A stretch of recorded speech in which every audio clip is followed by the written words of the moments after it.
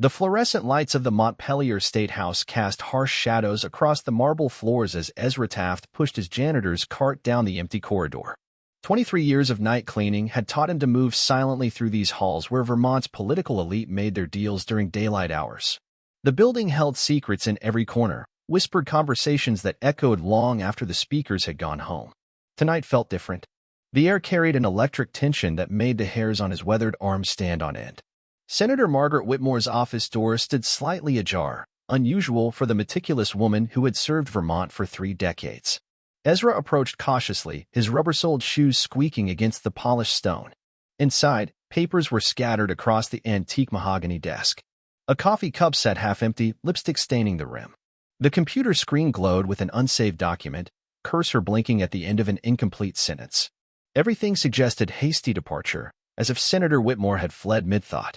Ezra began collecting the scattered papers, his eyes catching fragments of text. Cover-up extends back 40 years. Falsified environmental impact studies. Cancer rates in affected communities. The words seemed to pulse with dangerous energy, each phrase more alarming than the last. A single memo lay face down on the carpet, bearing the official seal of the governor's office. As Ezra reached for it, a floorboard creaked in the hallway. He froze, listening to footsteps approach with purposeful stride. Without thinking, he slipped the memo into his jacket pocket and resumed his cleaning routine, spray bottle in hand as the office door swung fully open. The man who entered wore an expensive suit despite the late hour, his silver hair perfectly styled, eyes sharp as winter ice. He surveyed the room with predatory intensity before his gaze settled on Ezra. "Working late, aren't we?" the stranger asked, voice carrying the smooth authority of someone accustomed to being obeyed. Ezra nodded, keeping his head down. "Just the usual rounds, sir." The memo felt like it was burning through his jacket, its weight far heavier than mere paper. Whatever secrets Senator Whitmore had stumbled upon, they were dangerous enough to make powerful people move in the shadows. As the stranger's footsteps eventually faded down the corridor, Ezra realized he was holding something that could change everything or destroy him completely. 3 months later, Thomas Caldwell sat in the visitation room of the Northeast Correctional Complex, staring at his hands through the scratched plexiglass partition. The orange jumpsuit felt like a costume from someone else's nightmare, a garment he'd never imagined wearing. The federal charges had come swift and merciless: theft of classified documents, violation of the Espionage Act, conspiracy against the United States government. His court-appointed attorney had negotiated a plea deal, 15 years reduced to 8 with good behavior. The irony wasn't lost on him. A former investigative journalist for the Burlington Free Press, Thomas had spent his career exposing corruption and holding the powerful accountable. Now he was the one facing accountability for his final act of journalism, publishing the contents of a memo that had landed on his doorstep with no return address. The prison routine had become numbingly familiar: wake at 5:30 to the harsh clank of cell doors, shuffle to the mess hall for breakfast that tasted like cardboard and regret, spend 8 hours in the laundry facility folding sheets that smelled of industrial bleach. The work was mind-numbing by design, meant to break down the spirits of men who had once commanded respect and influence in the outside world. Thomas found solace in the repetitive motions, the mindless folding and sorting that allowed his thoughts to wander back to the events that had brought him here. His cell was a 6x8 concrete box he shared with Marcus Rivera, a former accountant serving time for embezzlement. Marcus was quiet and methodical, spending his evenings reading legal textbooks and drafting appeals that would never see courtrooms. They had developed a mutual respect born from shared desperation, 2 middle-aged men whose professional lives had been destroyed by single moments of questionable judgment. His sister Grace arrived precisely at 2 o'clock, as she had every Tuesday for the past 96 days. Her normally pristine appearance showed signs of strain: circles under her green eyes, premature gray streaking her auburn hair, a tremor in her hands that hadn't existed before his arrest. Thomas felt the familiar weight of guilt settle on his shoulders like a winter coat he couldn't remove. Grace worked as a social worker for the state of Vermont, helping families navigate bureaucratic systems that often seemed designed to confuse and discourage rather than assist. Her salary was modest, barely enough to cover her own expenses, yet she had taken on the additional burden of Thomas's legal fees and commissary money. The financial strain was visible in her worn clothing and the anxiety lines that had deepened around her eyes. Through the phone, Grace's voice carried barely controlled desperation. "The appeals lawyer says we need new evidence. Something that proves the memo was legitimate. that you weren't just spreading disinformation. Thomas had explained it countless times, but Grace needed to hear it again. The memo had arrived in a manila envelope with no postmark, slipped under his apartment door sometime between midnight and dawn. No source identification, no verification method, just raw documentation of a conspiracy so vast it had seemed impossible to believe. The letterhead bore Governor Patricia Henley's seal. The signature appeared authentic, and the contents detailed a cover-up stretching back for decades. The investigation that had followed Thomas's publication of the memo had been unlike anything in his 20-year journalism career. Federal agents had descended on his apartment with the efficiency of a military operation, seizing computers, files, notebooks, and personal correspondence. They had interviewed his former colleagues, his neighbors, his ex-wife, and anyone who might have information about his sources or methods. The thoroughness suggested they had been watching him long before the memo appeared. Environmental disasters had been buried, cancer clusters explained away, corporate malfeasance protected by a network of complicit politicians. The memo outlined specific instances. The 1982 chemical spill near Lake Champlain that had been classified as a minor incident.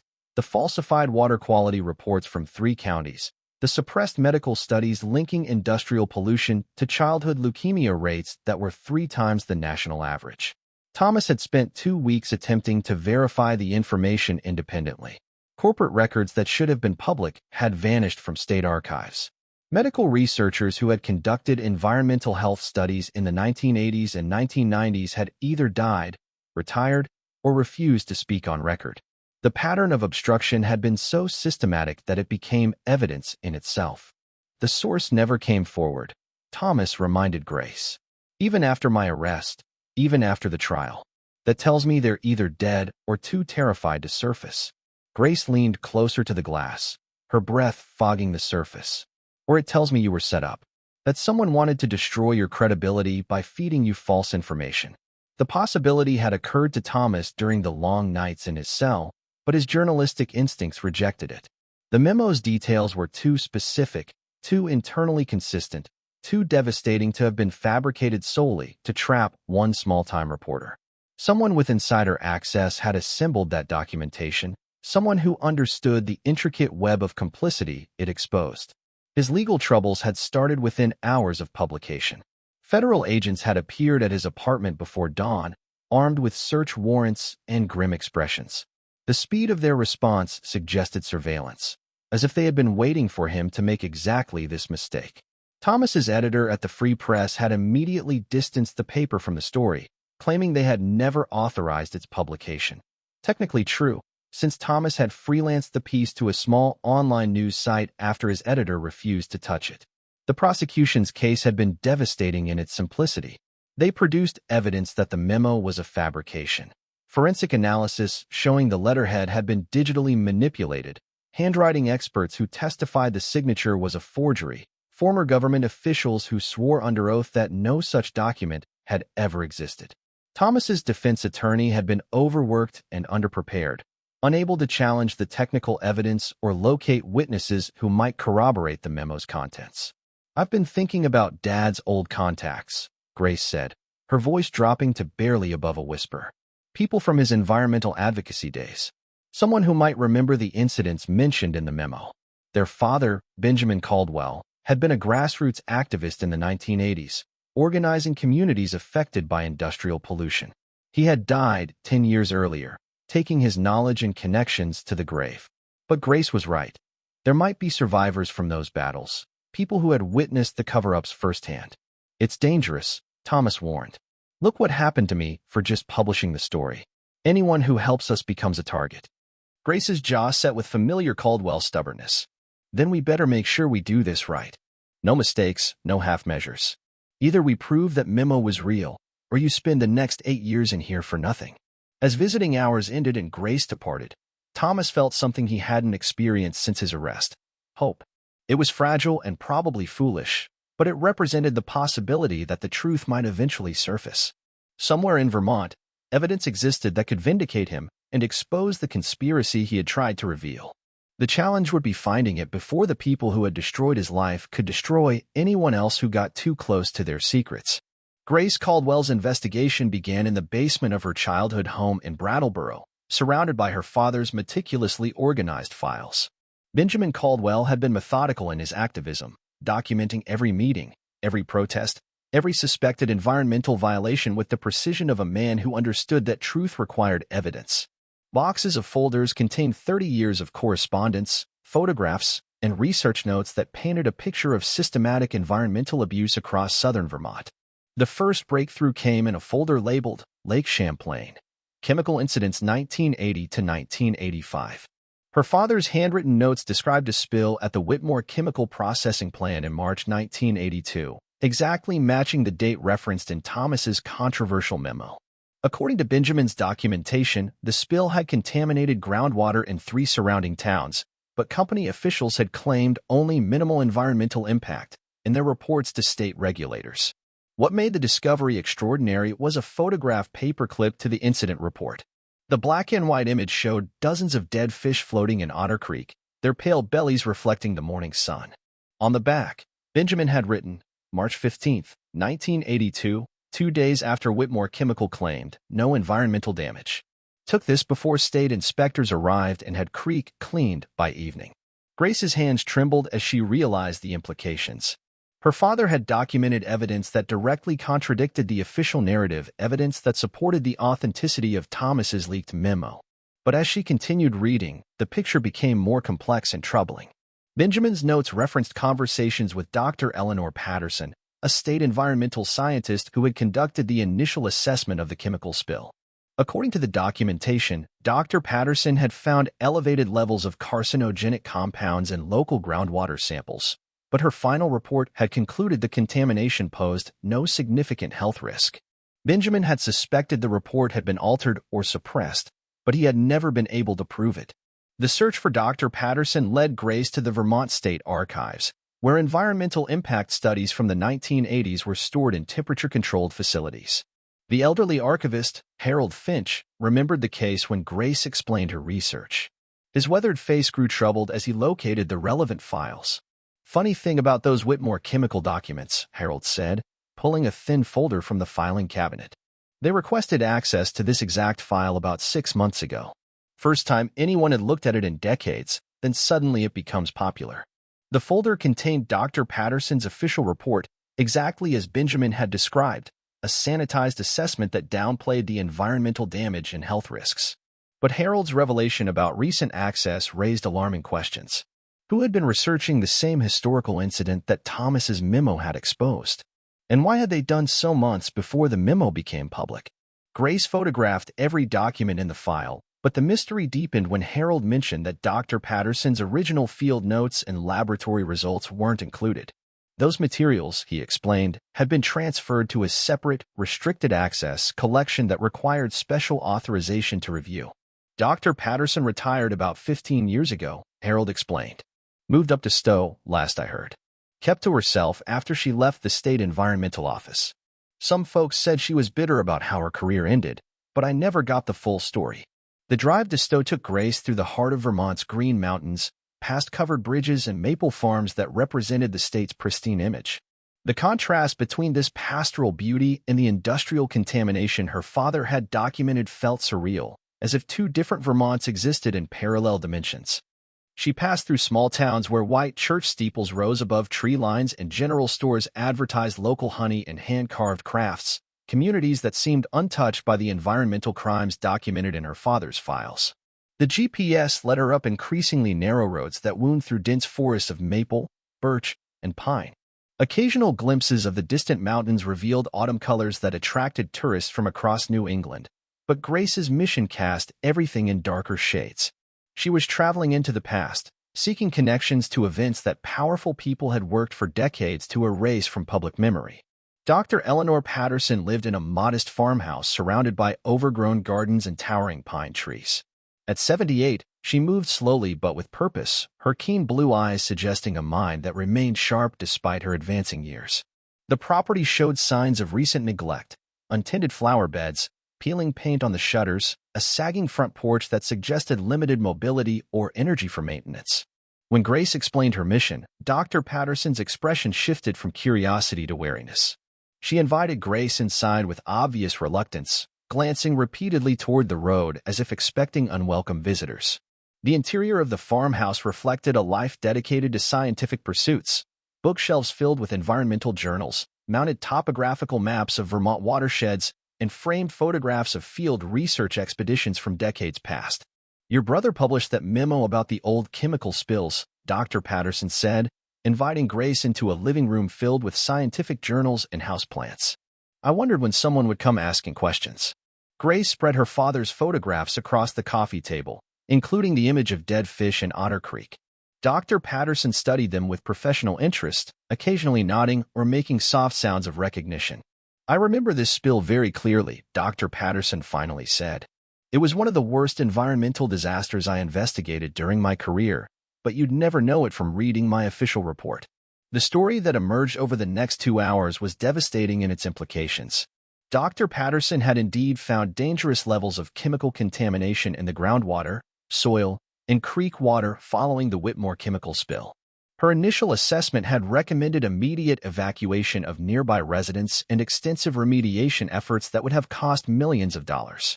Within days of submitting her preliminary findings, Dr. Patterson had been summoned to a meeting with her supervisors and representatives from the governor's office. The message had been delivered with bureaucratic politeness but unmistakable clarity. Her report would focus on measured response and proportional remediation. The raw data supporting her conclusions would be classified, for public safety reasons, to prevent panic. "They told me that shutting down Whitmore Chemical would cost 300 jobs in an economically depressed region," Dr. Patterson recalled, her voice heavy with old regret. "They said my responsibility was to balance environmental protection with economic stability. I was young, and I believed I could find a middle ground that would satisfy both requirements." The compromise had haunted Dr. Patterson for decades. She had submitted a revised report that acknowledged contamination while minimizing its health implications. The original laboratory results and field notes had been sealed in restricted files, theoretically accessible for future research but practically buried in bureaucratic layers. "I kept copies of everything," Dr. Patterson said quietly. "Not the originals. I would have been fired and possibly prosecuted for theft of government property. But I maintained detailed personal records of my work, including the real environmental impact data from the Whitmore chemical investigation." Grace felt her pulse quicken. "Would you be willing to share those records? They could prove the memo my brother published was authentic." Dr. Patterson's silence stretched for several minutes, her gaze fixed on the photographs of dead fish. When she finally spoke, her voice carried the weight of 4 decades of suppressed truth. 3 weeks ago, someone broke into my house. Nothing valuable was taken. Television, jewelry, cash were all untouched. But my home office was thoroughly searched. File cabinets opened, papers scattered, computer hard drive removed. Professional work, not random burglary. The implication hit Grace like cold water. Someone had known about Dr. Patterson's records and had attempted to secure or destroy them. The timing suggested a connection to Thomas's imprisonment and the memo's publication. "Did they find what they were looking for?" Grace asked. Dr. Patterson smiled for the first time during their conversation. "I haven't trusted institutions with important documents since 1982. Everything they wanted is safe, stored someplace they'd never think to look. But now I know they're watching, waiting for me to make a mistake." As evening shadows lengthened across the farmhouse, Dr. Patterson made a decision that would change the trajectory of Grace's investigation. She agreed to provide copies of her suppressed environmental data, but only under specific conditions designed to protect both of them from the forces that had already destroyed Thomas's freedom. The evidence would be transferred through an intermediary, someone with no apparent connection to either woman.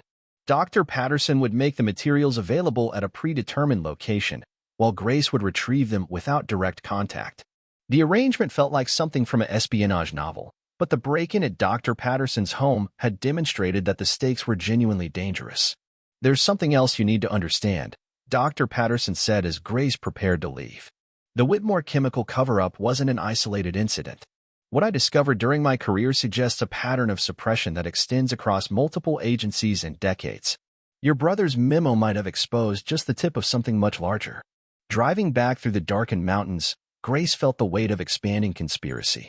Thomas had been imprisoned for publishing what appeared to be a single leaked document, but the evidence suggested he had stumbled onto systematic corruption that reached the highest levels of state government. The challenge now is proving it without becoming the next victim of the forces that had silenced Dr. Patterson and destroyed her brother's life. The USB drive arrived exactly as Dr. Patterson had promised, tucked inside a hollowed-out field guide to Vermont wildflowers that Grace found on a specific shelf in the Montpelier Public Library. The data it contained was devastating: laboratory reports, soil contamination maps, health survey results, and correspondence that painted a picture of environmental catastrophe systematically concealed from the public. Grace spent 3 days analyzing the documents in the cramped office of her apartment, cross-referencing Dr. Patterson's data with her father's research notes. The correlation was undeniable. Every major environmental incident Benjamin Caldwell had investigated in the 1980s and 1990s corresponded to suppressed reports in Dr. Patterson's files.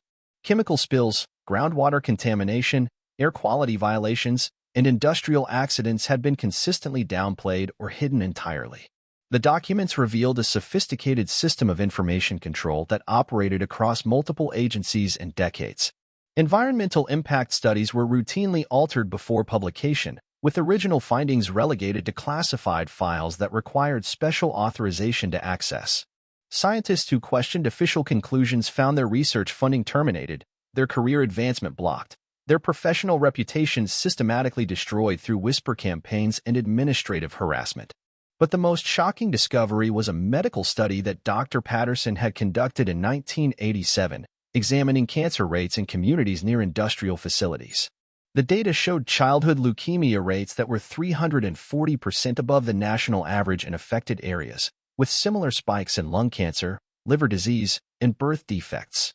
The study had been completed and submitted to state health officials, then buried so completely that it had never appeared in any public health database. The medical findings were accompanied by correspondence between Dr. Patterson and state health department officials that documented the systematic suppression of environmental health data.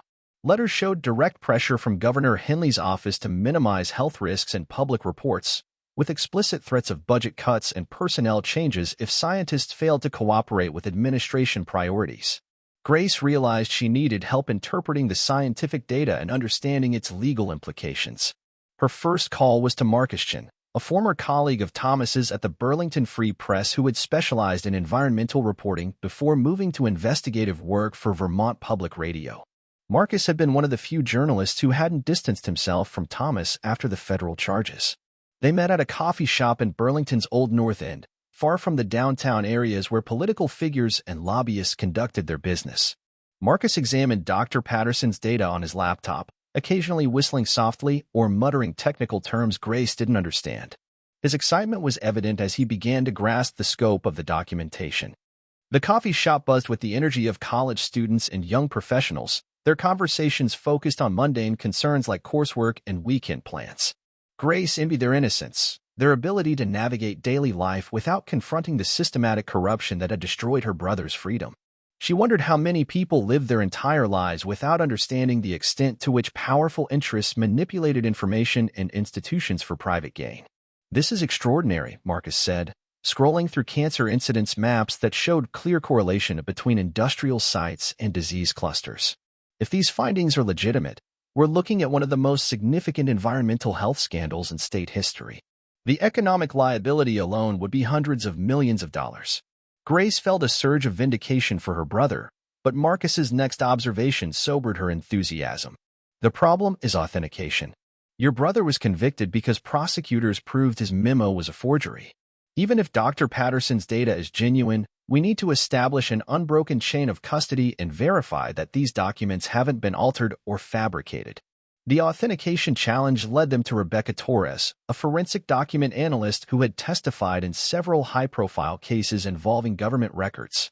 Rebecca worked privately after retiring from the FBI, and her reputation for meticulous analysis had made her services expensive but highly sought after by attorneys handling complex litigation. Her Burlington office occupied the top floor of a converted Victorian mansion, with high-tech equipment that seemed incongruous with the building's 19th-century architecture. Rebecca's examination of Dr. Patterson's documents took place over 2 days, using sophisticated analysis techniques that went far beyond visual inspection. She tested paper composition using spectrographic analysis, examined ink characteristics under microscopic magnification, and assessed the aging patterns of documents through chemical analysis. Digital forensics revealed the metadata history of electronic files, while handwriting analysis confirmed the authenticity of signatures and notations. The thoroughness of Rebecca's investigation reflected the stakes involved in the authentication process. If Dr. Patterson's documents were proven authentic, they would establish that a massive environmental conspiracy had operated for decades with government complicity. If they were forgeries, Grace's investigation would collapse and Thomas would remain imprisoned for crimes he might not have committed.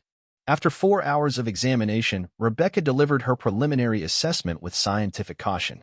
The documents appeared authentic based on paper aging, ink analysis, and formatting styles consistent with Vermont state government standards from the 1980s. The watermarks, letterheads, and official seals showed no signs of digital manipulation or modern reproduction techniques. These are either genuine government documents from the specified time periods, or they represent one of the most sophisticated forgeries I've ever encountered, Rebecca concluded. The level of detail and historical accuracy would require insider knowledge that would be extremely difficult to fabricate. But Rebecca's analysis also revealed disturbing inconsistencies in the federal government's case against Thomas. The memo that had led to his imprisonment showed clear signs of digital manipulation that were absent from Dr. Patterson's documents. The formatting, typography, and official seal characteristics differed significantly between the leaked memo and the authentic government materials. Either your brother published a forgery while Dr. Patterson maintained genuine documents, Rebecca explained, or someone created a false version of a real memo specifically to discredit your brother and protect the information he was trying to expose. The technical analysis Rebecca provided was damning in its precision. The forged memo showed evidence of layered digital manipulation, with letterhead elements composited from multiple sources and typography that didn't match government standards from the alleged time period. Most significantly, the paper composition contained synthetic fibers that weren't introduced into government stationery until the 1990s, despite the memo's supposed origin in the 1980s. Whoever created this forgery had access to sophisticated digital tools and detailed knowledge of government document formatting, Rebecca continued. But they made subtle errors that suggest the work was done under time pressure, possibly as a rapid response to an unexpected threat.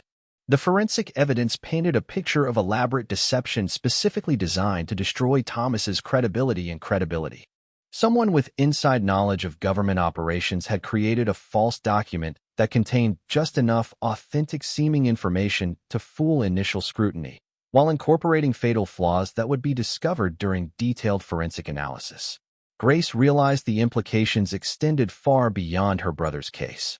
If powerful interests were willing to fabricate evidence and manipulate federal prosecutors to silence one journalist, how many other cases might involve similar deception? How many whistleblowers had been discredited or imprisoned based on manufactured evidence designed to protect corporate and government criminals? The implications of Rebecca's findings were staggering.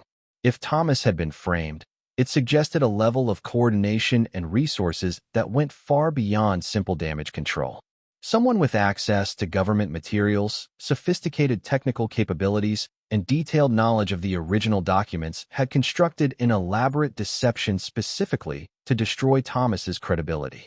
Grace's investigation took on new urgency as she realized the stakes involved.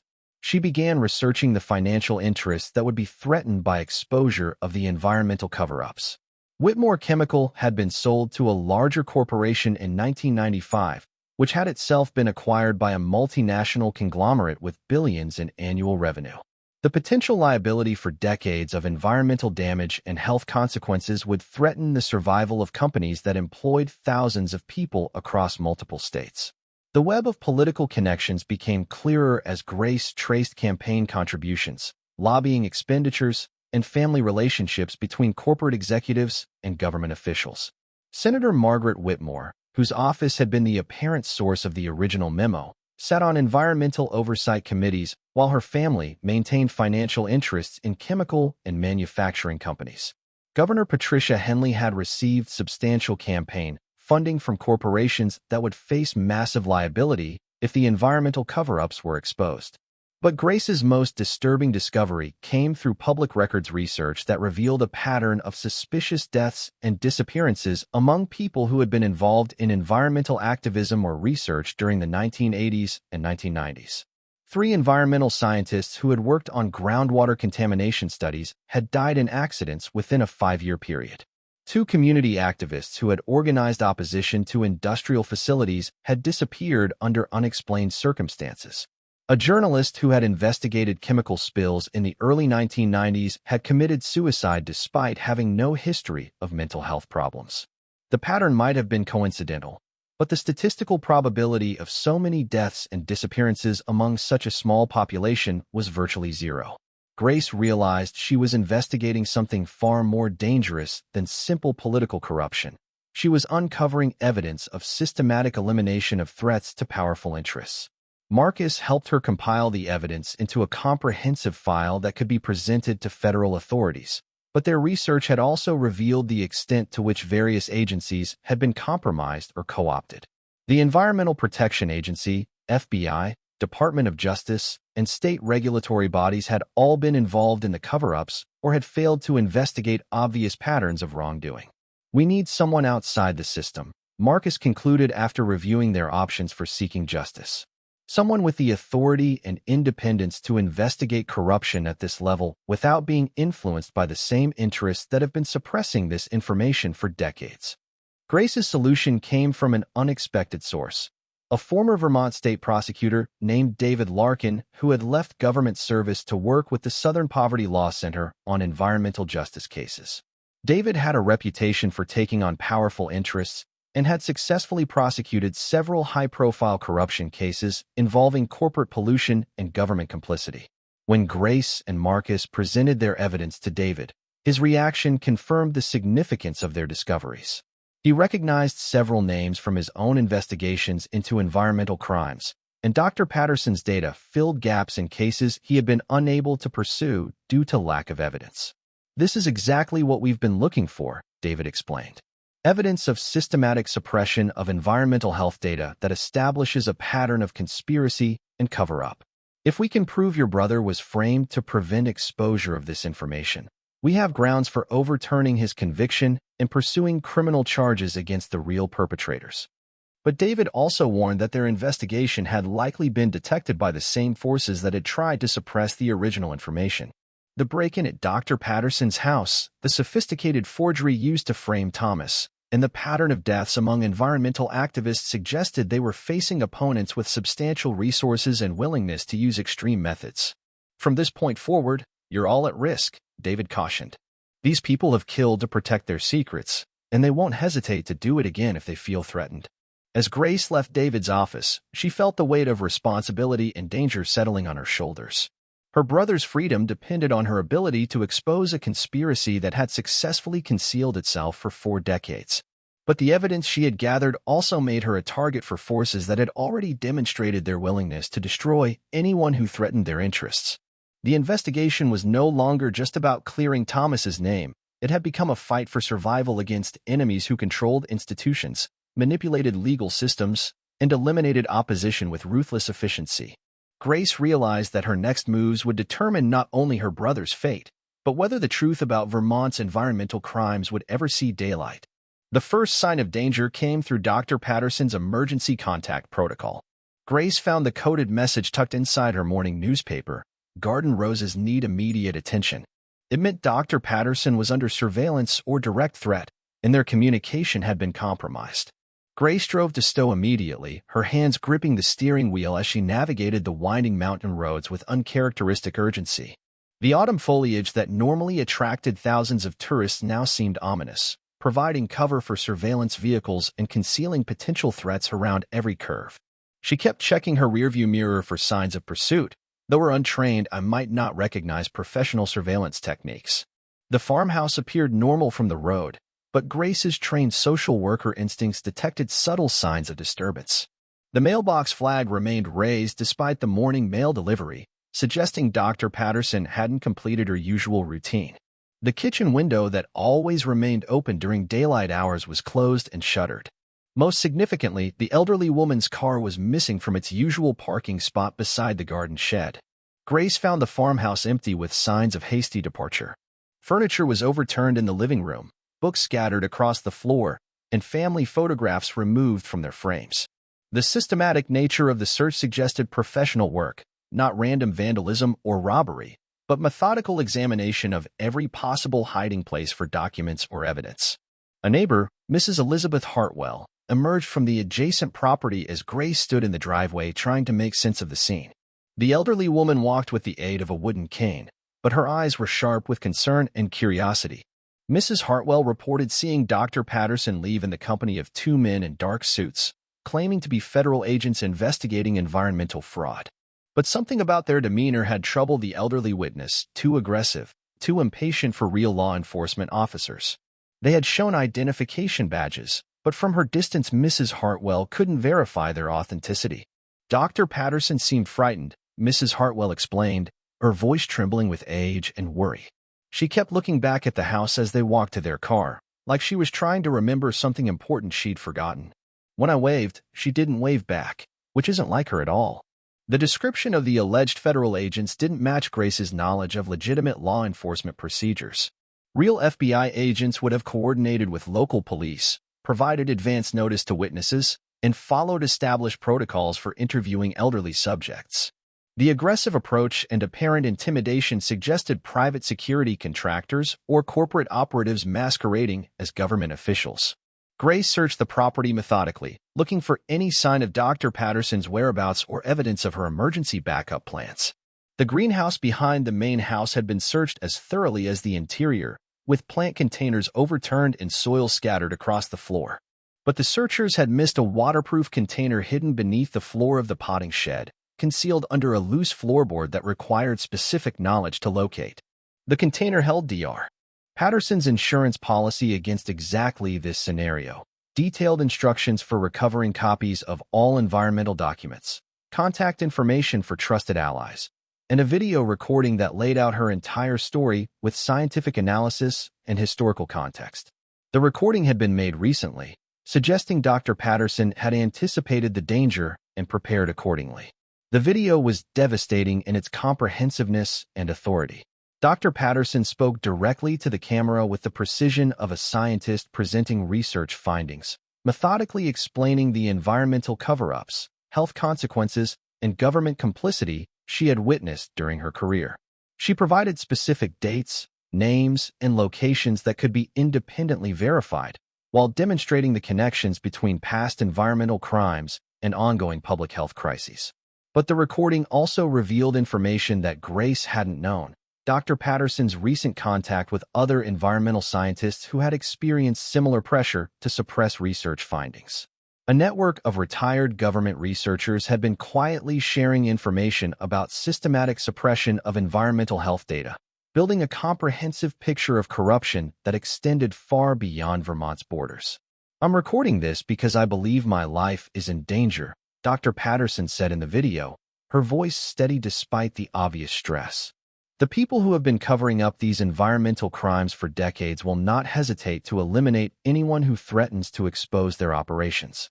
If something happens to me, the information in this recording and the associated documents must reach the public through independent media sources."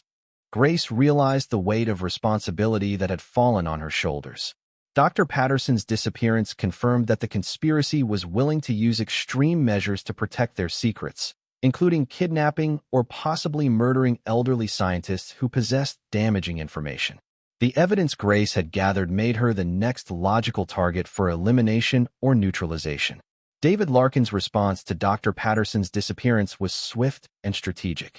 Rather than pursuing traditional law enforcement channels that had already proven compromised, he contacted investigative journalists at major national publications who specialized in government corruption and corporate malfeasance. The story was too big and too well documented to suppress if it reached public attention through multiple channels simultaneously. The coordination required for the media strategy was complex and risky. David worked with Marcus Chun to prepare a comprehensive package of evidence that could be distributed to multiple news organizations simultaneously, preventing any single outlet from being pressured to suppress the story. The documentation included Dr. Patterson's video testimony, the authenticated environmental health data, forensic analysis of the forged memo used to frame Thomas, and evidence of systematic intimidation of scientists and journalists. The breakthrough came when Marcus Chin's contacts at Vermont Public Radio agreed to broadcast Dr. Patterson's video testimony as part of a special investigation into environmental cover-ups. The timing was coordinated with newspaper articles in the Washington Post and New York Times that presented the complete evidence of the 40-year conspiracy, including forensic analysis proving that Thomas's leaked memo had been a sophisticated forgery designed to discredit authentic information. The media coordination extended beyond traditional news outlets to include environmental advocacy organizations, legal scholars, and public health experts who could provide context and analysis for the revelations. Social media campaigns amplified the story through networks of activists and concerned citizens who understood the implications of the evidence.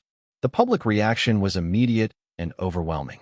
Environmental activists, legal experts, and political observers recognized the significance of the revelations, while social media amplified the story beyond traditional news channels. The evidence was too comprehensive and well corroborated to dismiss as conspiracy theory or partisan attack. Within hours, the story dominated news cycles and sparked calls for congressional investigations into environmental crimes and government corruption. Within 72 hours, federal investigators from agencies outside Vermont's jurisdiction opened formal inquiries into the environmental cover-ups, document forgery, and Dr. Patterson's disappearance. The Southern District of New York's Public Corruption Unit, known for its independence and aggressive prosecution of government officials, assumed jurisdiction over the criminal investigation. The legal pressure worked exactly as David Larkin had predicted.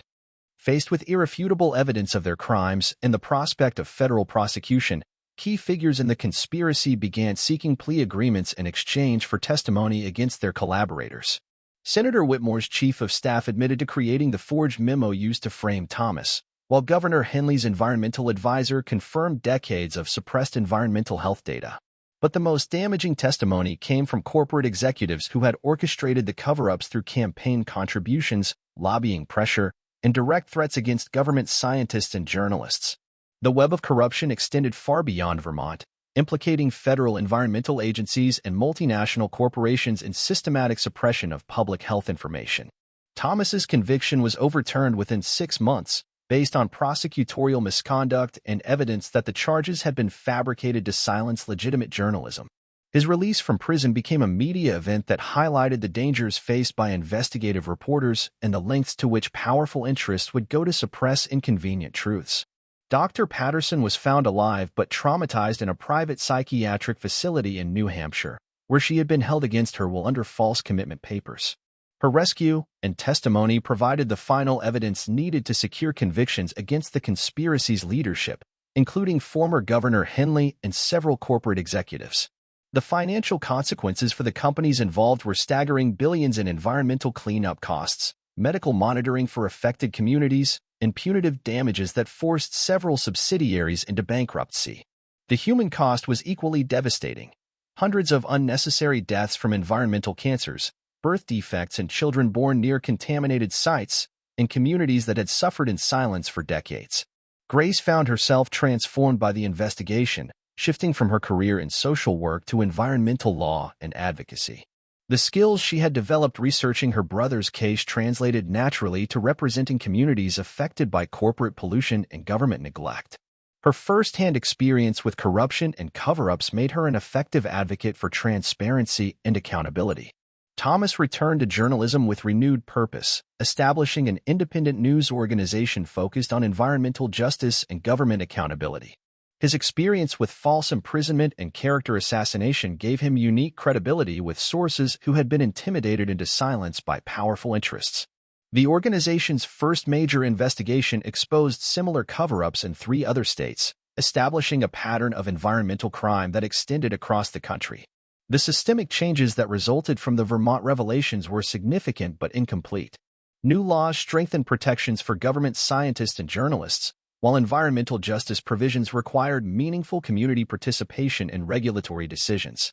Corporate liability for environmental health damage was expanded, making it financially risky to suppress information about public health threats. But Grace understood that the victory was temporary. The same economic and political forces that had created the original conspiracy remained powerful, and they would adapt their methods to avoid detection in the future. The challenge was maintaining public attention and political pressure long enough to create lasting institutional changes. 5 years after Thomas's release from prison, Grace stood in the renovated Brattleboro Community Center that now bore their father's name. The Benjamin Caldwell Environmental Justice Center served as headquarters for a regional network of activists, scientists, and journalists who continued monitoring corporate pollution and government accountability. Dr. Patterson, now 83, served as the center's scientific advisor despite her age and the trauma of her disappearance. Her continued work represented both personal healing and professional vindication, the opportunity to pursue the research that had been suppressed for 4 decades. Her latest study documented the ongoing health impacts of industrial contamination in communities across New England, providing evidence that supported hundreds of personal injury lawsuits against polluting companies. Thomas had just returned from Washington, where he had testified before Congress about the need for stronger whistleblower protections and independent oversight of environmental agencies. His imprisonment had made him a reluctant symbol of press freedom, but he used that platform to advocate for sources and communities that lacked political power or media attention. The memorial wall in the center's lobby honored environmental activists, scientists, and journalists who had died or disappeared while investigating corporate pollution and government cover-ups. The list included people from across the country whose stories paralleled the Vermont conspiracy, suggesting that systematic suppression of environmental information was a national phenomenon rather than regional aberration. Grace often found herself studying the photographs and brief biographies, wondering how many other cover-ups remained hidden, how many communities continued suffering in silence, how many potential whistleblowers were intimidated into compliance. The victory in Vermont had exposed one conspiracy, but it had also revealed the scope and sophistication of interests that profited from environmental destruction and public ignorance. The center's work continued with urgency born from understanding that corporate power and political corruption evolved constantly, finding new methods to suppress inconvenient information and silence opposition. Each victory was partial and temporary, requiring constant vigilance and sustained pressure from informed citizens who understood the stakes involved. On quiet evenings, Grace sometimes sensed her father's presence in the center that bore his name, as if Benjamin Caldwell's commitment to environmental justice had taken on a life of its own that transcended individual mortality. His meticulous documentation and unwavering activism had provided the foundation for exposing corruption he couldn't have imagined in his lifetime. The work would continue, carried forward by new generations of activists who understood that environmental protection required political courage and personal sacrifice. The Benjamin Caldwell Environmental Justice Center represented both memorial and commitment, honoring those who had fought for truth while preparing others to continue the struggle against forces that valued profit over human health and democratic accountability. As autumn shadows lengthened across the Vermont mountains, Grace felt the weight of responsibility and the lightness of purpose that came from knowing their fight had made a difference. The conspiracy had been exposed, the criminals had been punished, and the communities had been empowered with information and legal tools to protect themselves.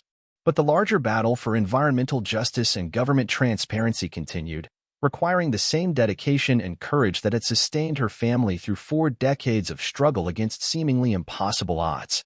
The truth had finally surfaced, but keeping it alive would require eternal vigilance against those who preferred darkness to light.